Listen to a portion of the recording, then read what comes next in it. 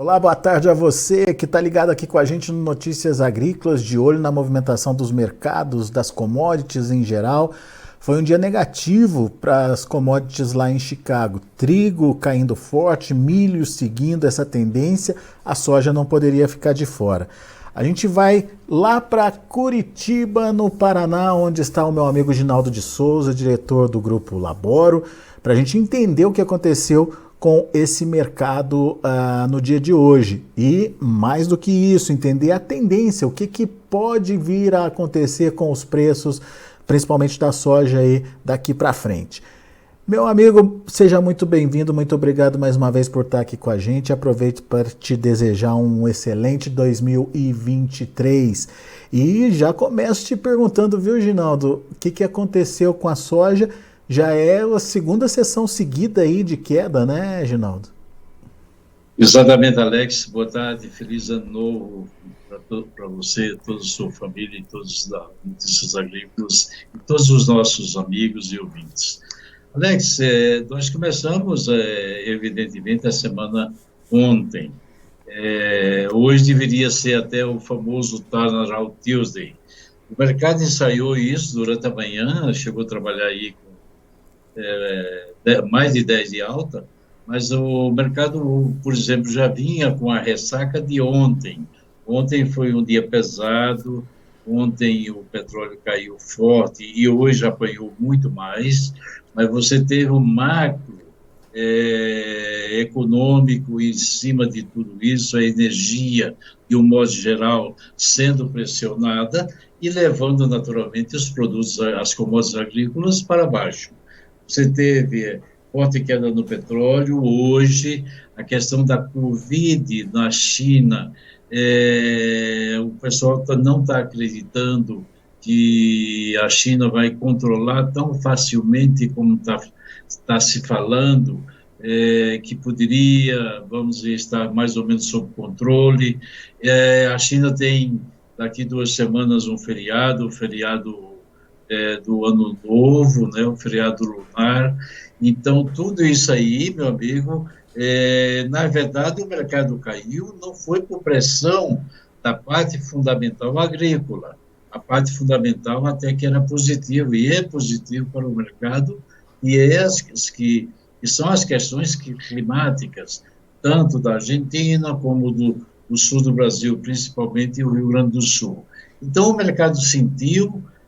O mercado também aguardava para hoje a questão da leitura da ata do FONC, da última reunião. Eles anunciaram que não há, por enquanto, indicativo de mudança nenhuma, o que significa dizer que eles vão continuar com as altas taxas de juros, aumento. O próprio presidente do Fed de Minneapolis, de Minnesota, no caso, né?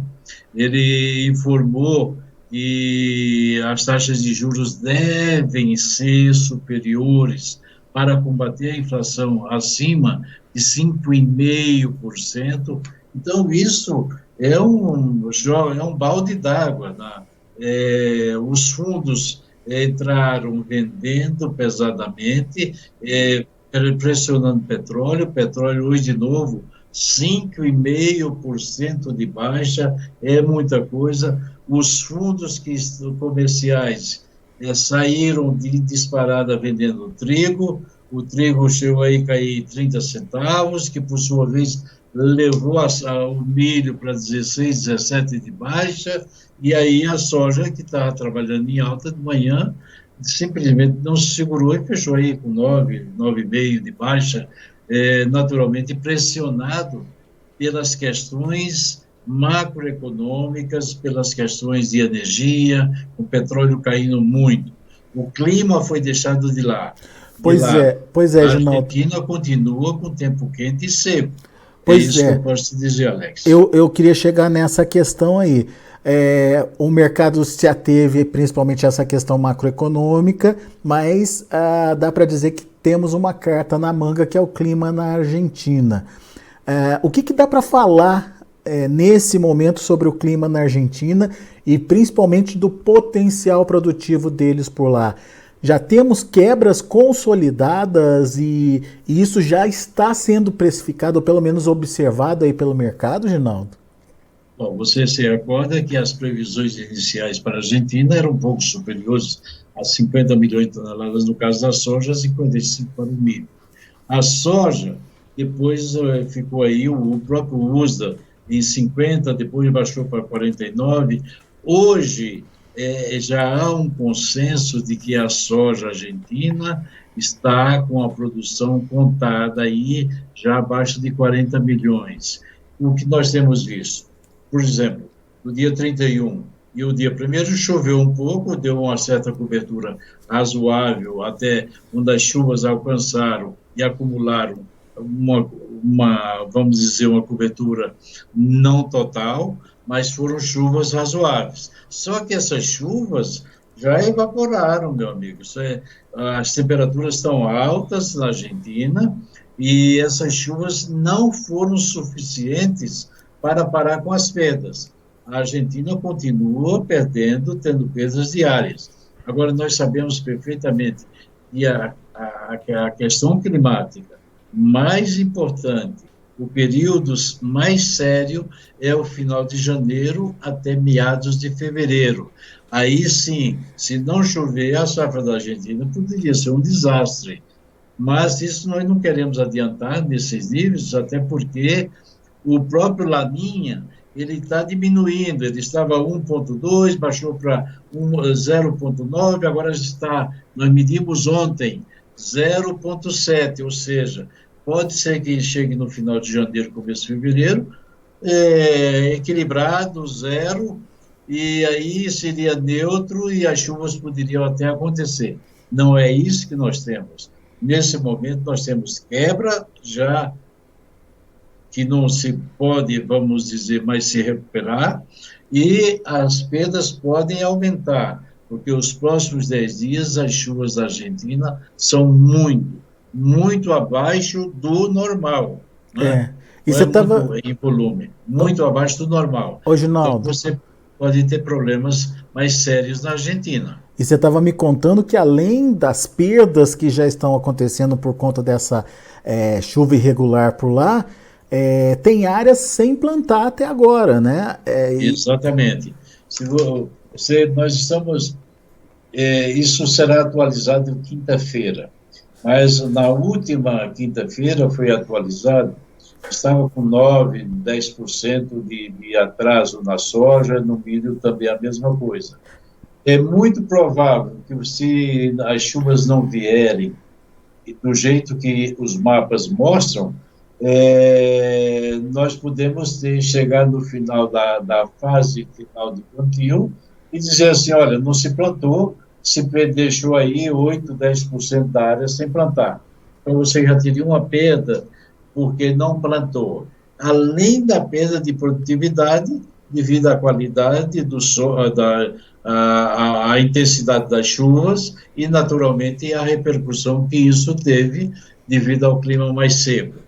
Então, você pode ter uma safra da Argentina aí, nesse momento, não dá para falar, olha, 40 milhões, está de bom tamanho, 39.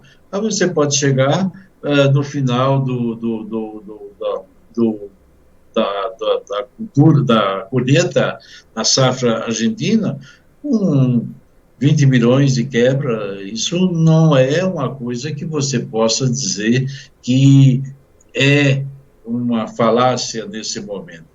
É muito provável que, se continuar o clima, as perdas vão continuar na Argentina, também no Rio Grande do Sul. Você tem partes aqui do oeste do Paraná que tem perda, você tem perdas também no oeste de Santa Catarina. Então, tudo isso aí, quando juntar, dá um pacote grande. Agora, nós temos que levar em consideração toda a questão da demanda. A China não vai comprar mais do que 100 milhões de toneladas.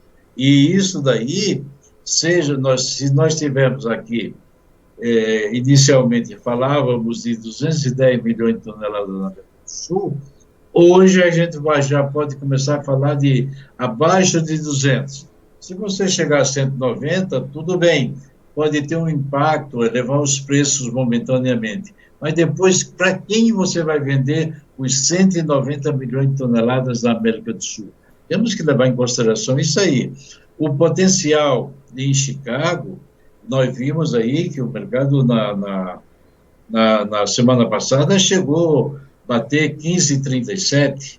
Você lembra que ontem o mercado bateu 15,30, basicamente, no março. Então, os preços nessa faixa aí estão encontrando uma certa resistência. Claro que o mercado teria um potencial para subir até 15,50, mas aí encontrou a barreira de vendas, naturalmente influenciado pelos fundos comerciais e também não comerciais, que entraram por causa da energia, dispararam naturalmente as vendas das commodities.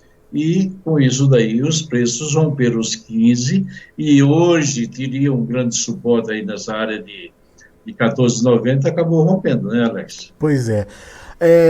Agora, eu queria entender o potencial que a China tem aí para mexer com os preços. A China não, desculpa, a Argentina tem aí para mexer com os preços. A gente já viu outras vezes o fator macroeconômico chegar no mercado, mexe por um determinado período e depois a questão se evapora e o foco se volta de novo para os fundamentos. E levando em consideração essa volta aos fundamentos e uma Argentina perdendo potencial produtivo a cada dia que passa, o que a gente pode entender? O preço tem só um suporte ou o preço tem potencial de voltar a subir, Ginaldo? Excelente pergunta, Alex. Porque, veja bem, não é só a questão de suporte, nós precisamos também, além do suporte, precisamos de força para sobrepujar os 15. Só que, nesse exato momento, você tem aí a questão da Covid na China, que está pesando fortemente. Você tem a questão da Rússia com a questão do petróleo.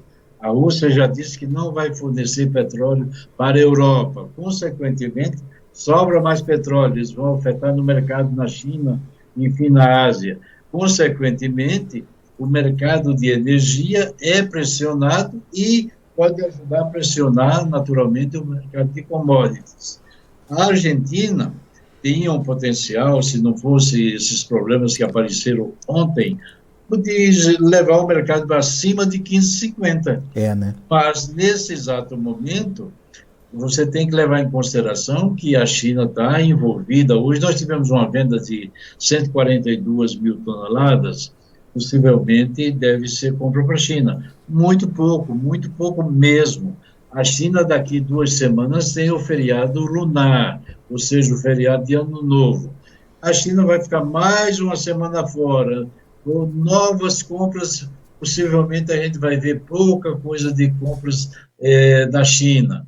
Então, o mercado precisa ter demanda. E nesse exato momento, a Argentina seria um ponto importantíssimo, não só a Argentina, o Rio Grande do Sul, para dar força ao mercado para romper de volta os 15 dólares.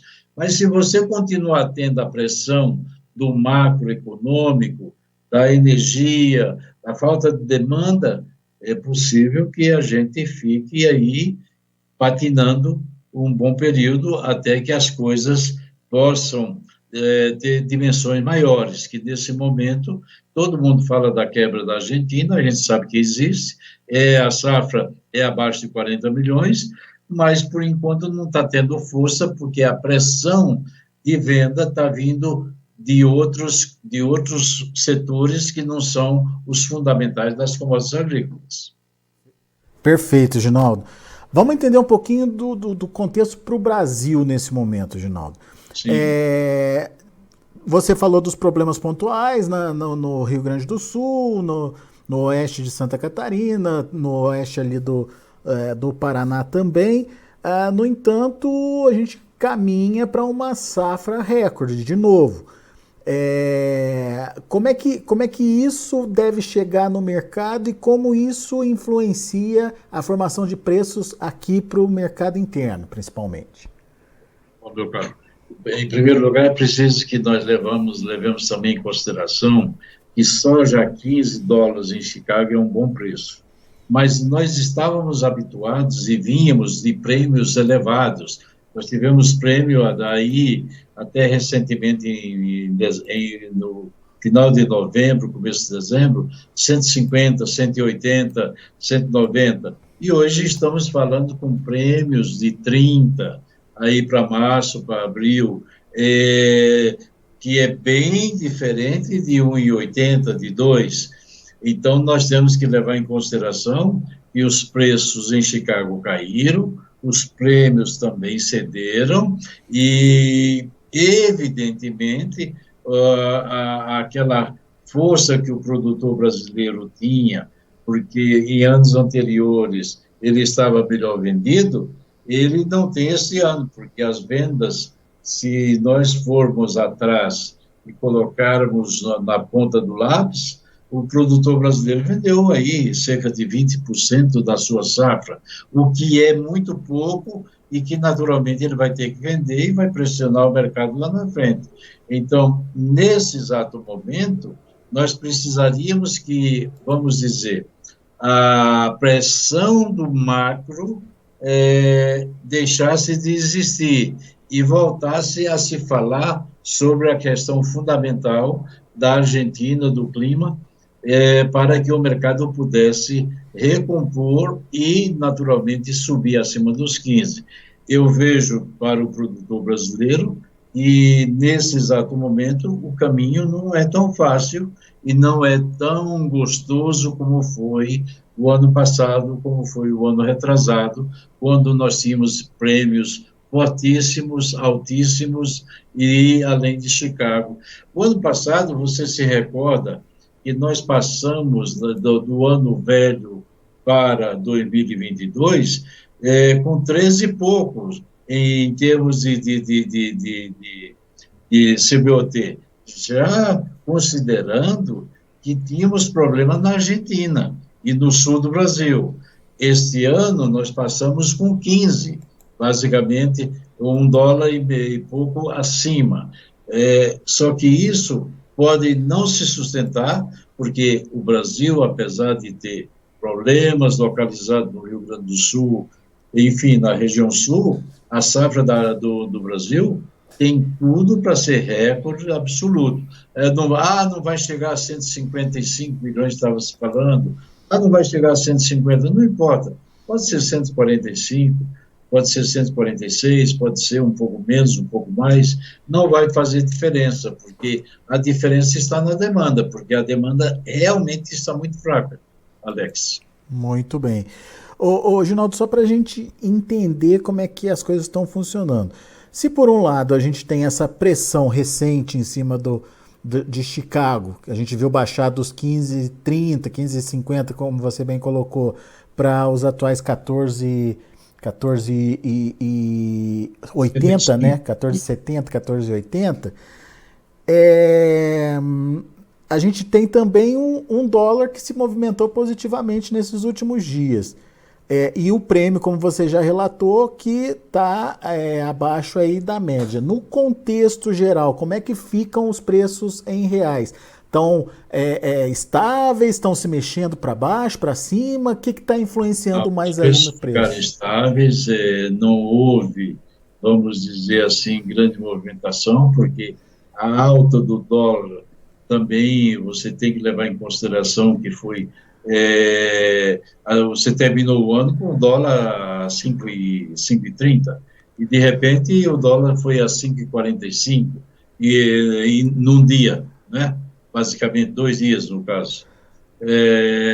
Então essa alta do dólar ela ajudou, mas nós sabemos que a alta do dólar, na minha opinião, ela é temporária, porque nós temos aí desconfiança sobre algumas medidas que estão sendo tomadas pelo governo, questões vamos dizer, de custos, quanto nós vamos gerar de superávit na balança comercial, quanto vamos gerar de superávit no balanço de pagamentos, como é que vai ser o nosso superávit primário, tudo isso aí. Então, tem muitas dúvidas aí e o mercado está naturalmente.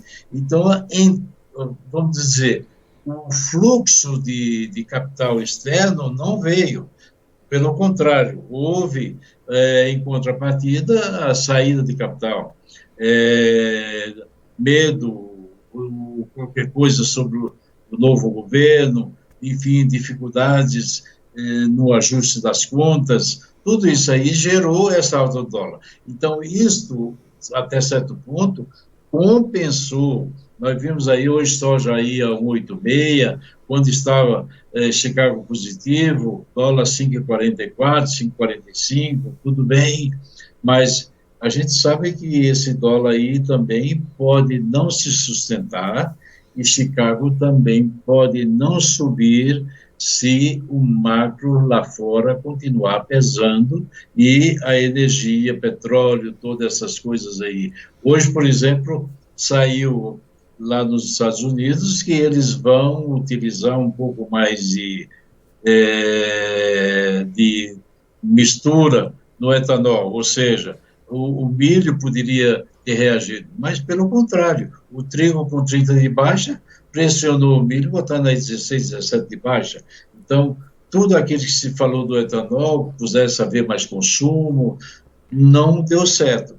Então, nós temos que levar em consideração que nós temos o macro pesando em cima do mercado, temos a demanda fraca e temos uma oferta que até certo ponto é muito boa e indica que vai ser uma super safra, principalmente aqui no Brasil. Então, nós vamos ter oferta grande para colocar no mercado, Alex. Qual que é a sua orientação para o produtor que está ouvindo a gente nesse momento? Eu aproveitaria qualquer rally para começar a vender. Tá? Eu, exatamente agora, talvez esteja até errado, talvez esse nível aí, talvez aos 15, 30 que nós vimos aí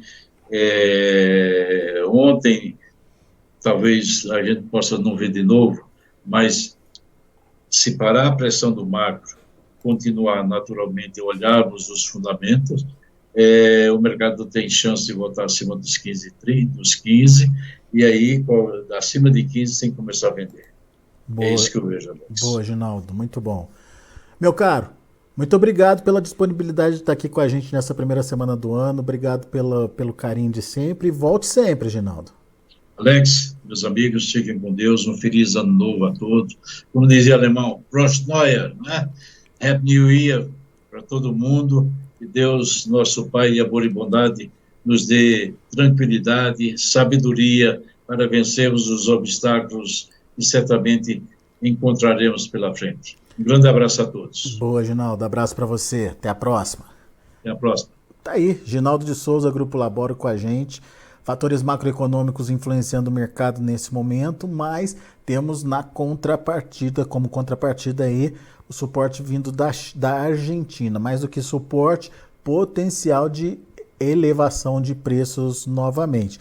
No entanto, precisa haver uma diminuição dessa pressão do fator macroeconômico, que tem a ver com queda do petróleo, que tem a ver com risco da demanda chinesa por conta da Covid, tem a ver com renovação da alta dos juros lá nos Estados Unidos, alta de juros por lá, queda dos preços das commodities por aqui, enfim, esse cenário macroeconômico está meio que encobrindo, impedindo que o fundamento que está ligado diretamente aí à questão da produção, da oferta e principalmente ligado à questão da produção na Argentina, está meio que abafando esse fator aí e evitando, não deixando os preços voltarem a subir, mas você viu que o Ginaldo disse que tem potencial da soja voltar a trabalhar acima dos 15 dólares por bushel de novo, a partir do momento que o mercado volte os olhos aí para a questão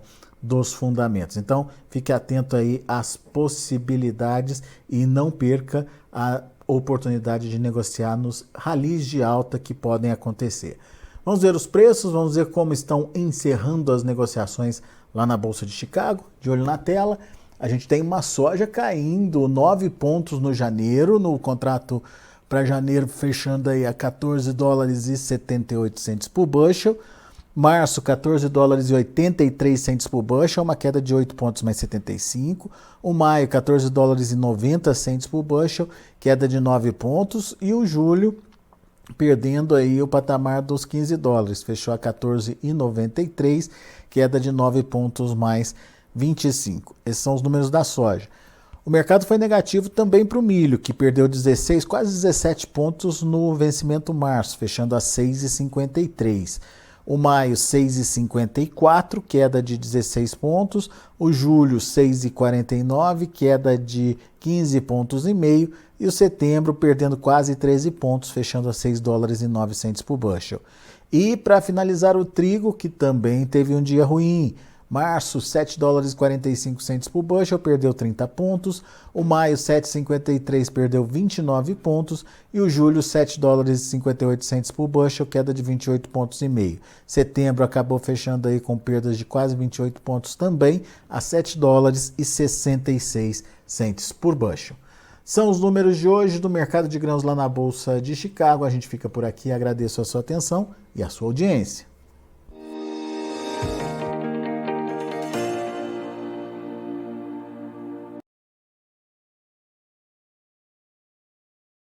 Participe das nossas mídias sociais, no Facebook, Notícias Agrícolas, no Instagram, @Notícias Agrícolas e em nosso Twitter, @Noteagri. E para assistir todos os vídeos, se inscreva no YouTube, na Twitch, no Notícias Agrícolas Oficial.